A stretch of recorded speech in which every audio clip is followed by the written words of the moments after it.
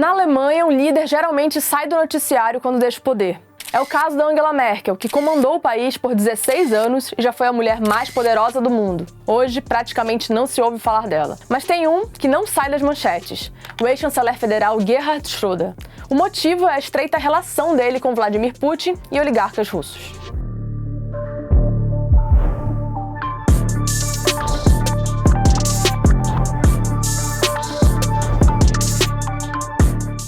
Bom, primeiro, quem é o Schröder, esse alemão de nome difícil?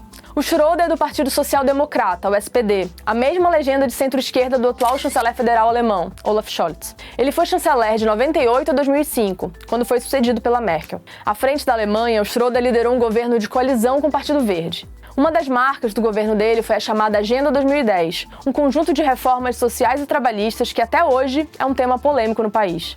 Basicamente, as reformas flexibilizaram leis trabalhistas, cortaram ajudas sociais do Estado e forçaram desempregados a aceitar empregos que não desejavam. No início do século, o contexto econômico era outro. A Alemanha era considerada o paciente crônico da Europa. A economia estava estagnada em 2002, no início de 2003 o PIB caiu. As reformas vieram nesse contexto delicado, mas foram muito criticadas na época e custaram a reeleição do Schröder em 2005. Ela ainda jogou a centro-esquerda numa crise existencial da qual o partido até hoje não se recuperou direito. Fato é que a Agenda 2010 agradou mais a direita do que a esquerda. Möchte Bundeskanzler Schröder ganz persönlich danken dafür, dass mit seiner Agenda 2010 mutig und entschlossen eine Tür aufgestoßen hat, eine Tür zu Reformen und dass sie auch gegen Widerstände durchgesetzt hat. Economistas divergem sobre se a reforma atingiu seu objetivo, mas é certo que, seja ou não por causa dela, a economia alemã está numa situação bem melhor hoje.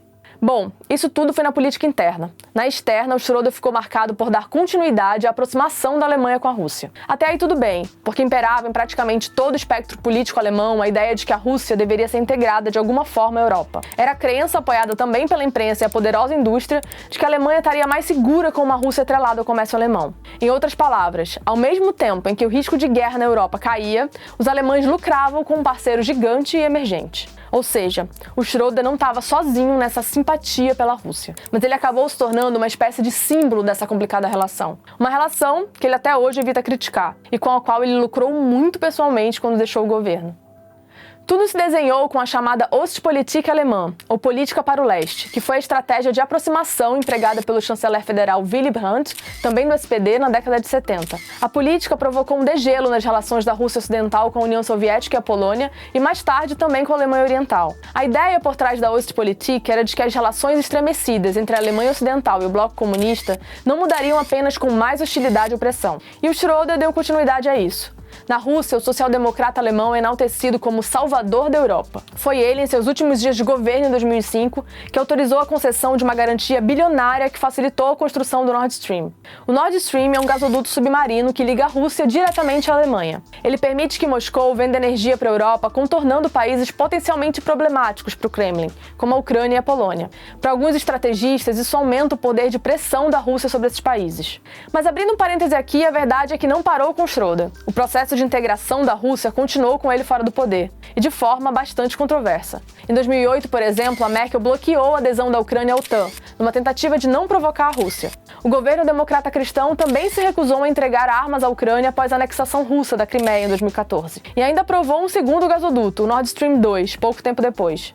A consequência disso é que, apesar de anos de alerta dos Estados Unidos e dos seus aliados na OTAN, a Alemanha acabou se tornando extremamente dependente da Rússia, sobretudo através do gás, que é vital para os lares e para a poderosa indústria alemã. Pois bem, voltando ao Schröder. Depois de deixar o governo alemão, o social-democrata manteve laços com o país de Putin. Ele assumiu, por exemplo, diversos cargos em empresas russas, que lhe valeram acusações de atuar como lobista. Em 2017, o ex-chanceler foi nomeado presidente do Conselho de Supervisão da estatal russa Rosneft, uma das maiores petrolíferas do mundo. Ele acabou abrindo mão do posto em maio, após ceder à pressão que vinha da Alemanha em meio à guerra na Ucrânia. O Schröder também rejeitou uma indicação ao conselho da empresa russa de gás natural Gazprom, mas ele ainda faz parte do comitê dos acionistas da companhia do gasoduto Nord Stream e também continua cadastrado como presidente administrativo da sociedade anônima do Nord Stream 2. O Schröder, inclusive, vem pressionando para que o segundo gasoduto entre em funcionamento, depois de ter sua licença suspensa por Berlim em meio à guerra. O conflito na Ucrânia, aliás, só trouxe o Schroeder ainda mais para os holofotes. Apesar de ter dito que a Rússia cometeu um erro com a guerra, ele se recusou a condenar o amigo Putin. Em uma entrevista recente, o social-democrata praticamente defendeu o presidente russo das acusações de crimes de guerra. Ele chegou a sugerir, por exemplo, que a ordem para o massacre sangrento em Bucha não teria partido do Putin, mas sim de oficiais de escalão mais baixo. É isso, o Schroeder é amigo íntimo do presidente russo. Ele chegou a se referir ao Putin como um democrata acima de qualquer suspeita.